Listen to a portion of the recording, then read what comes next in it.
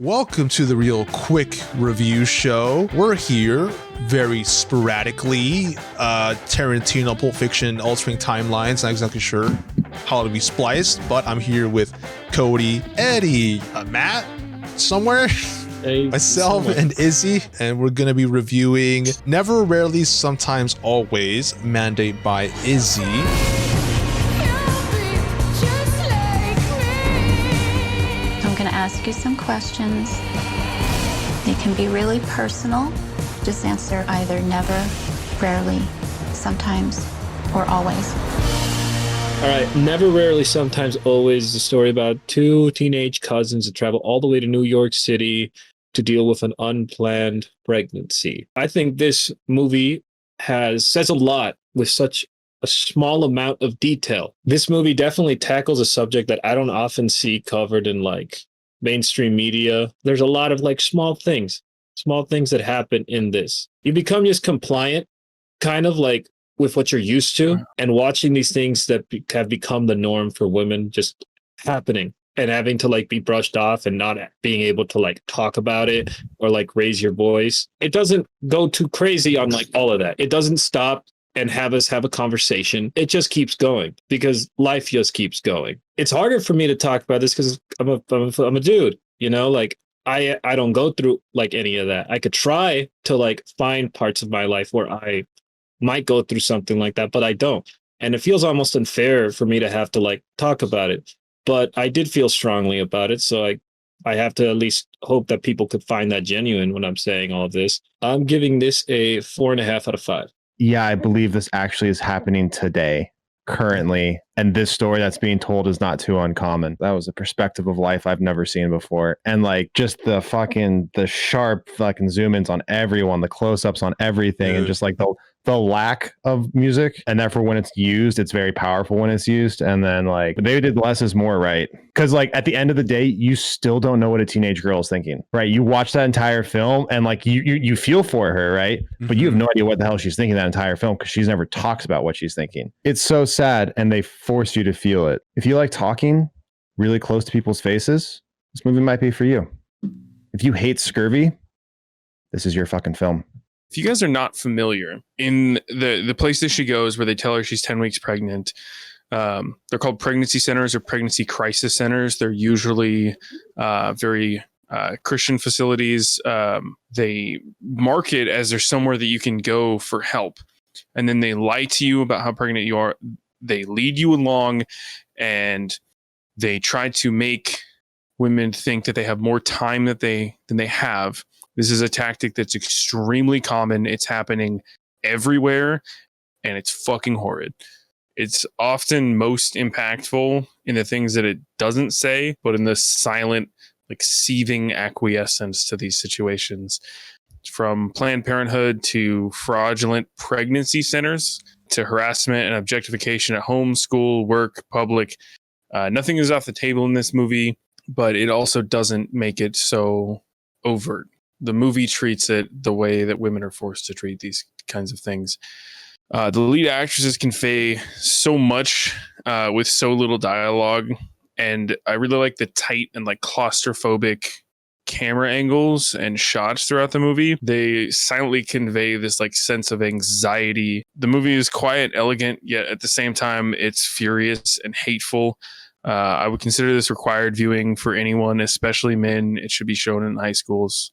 4.5 out of 5. Possibly one of the most human, wholesome films I have seen in a very long time. The constant close-up shots to express Autumn's level of fear and loneliness made me physically uncomfortable, leading to the massive, massive cathartic release that was much needed throughout the entire movie. Some of the things that we watched were some of the most heartbreaking things I possibly could have ever seen. I imagine if you were to read the script, you would not get as much from it as if you were to just sit down and watch it. The viewing is really the kick in the heart. I was fighting so hard not to ugly cry in front of my girlfriend and dog, but I did cry. I cried a lot. I cried for the entire scene. There's just so much to love about this movie. The relationship between Autumn and her cousin Skylar. Definitely go out and watch this movie. For me, 5 out of 5 out of 5 out of 5. Just the horror in getting this aid which should be universally, available to everyone. But, again, it's not. That's just kind of the unfortunate reality.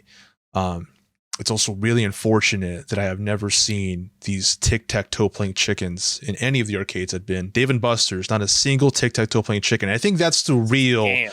That's the real sadness of this film. Scam. You can tell at a glance. There's just a little sign that pops up that makes the chicken peck it because the chicken gets a treat. I think you're just insecure that you don't think you can beat a chicken. It's like some sort of algorithm or randomized pattern that will beat the average person like 99 times out of 100. All right, it's a fucking racket. Everything is a scam. All right, capitalism is here to kill you. Sounds like the words of a man who could not beat a chicken at tic-tac-toe.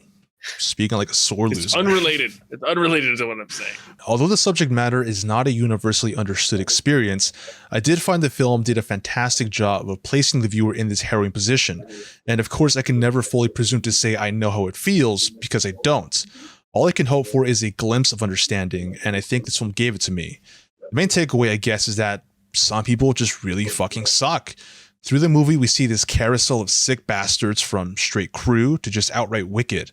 An unsupportive household, agenda-driven healthcare workers, and just plain old perverts. Nowhere felt safe. This is one of the most gut-wrenching films I've seen.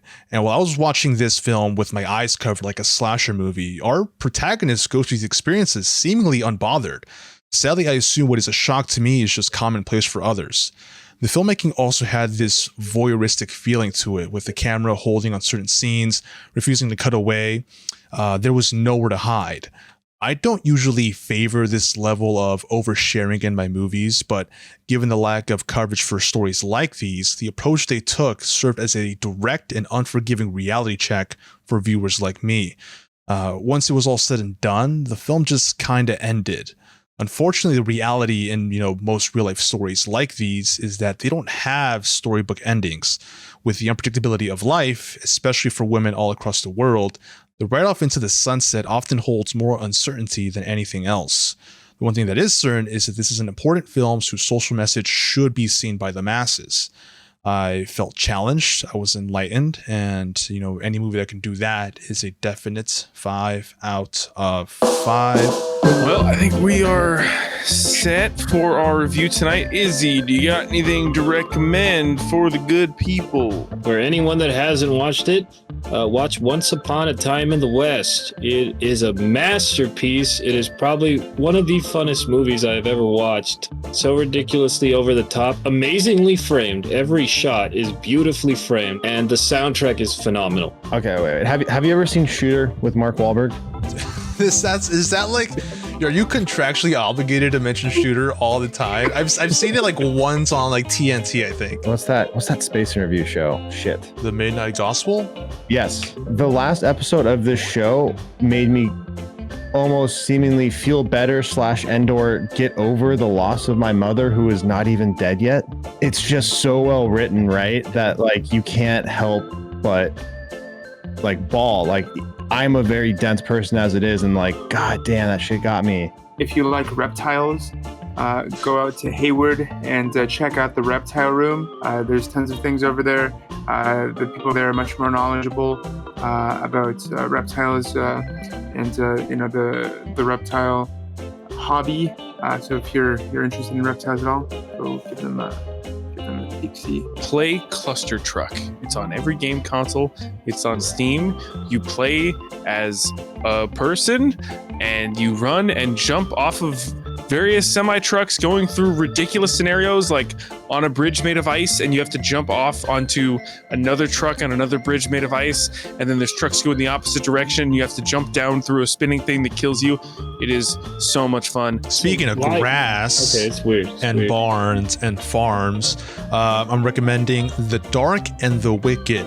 Partially recommending it. I recommend up until like the last 10 minutes of it, and then it gets a little 50-50 on whether you like the movie. Essentially, it's like hereditary Southern light, so it has all of like the atmosphere. It has like the demon lore.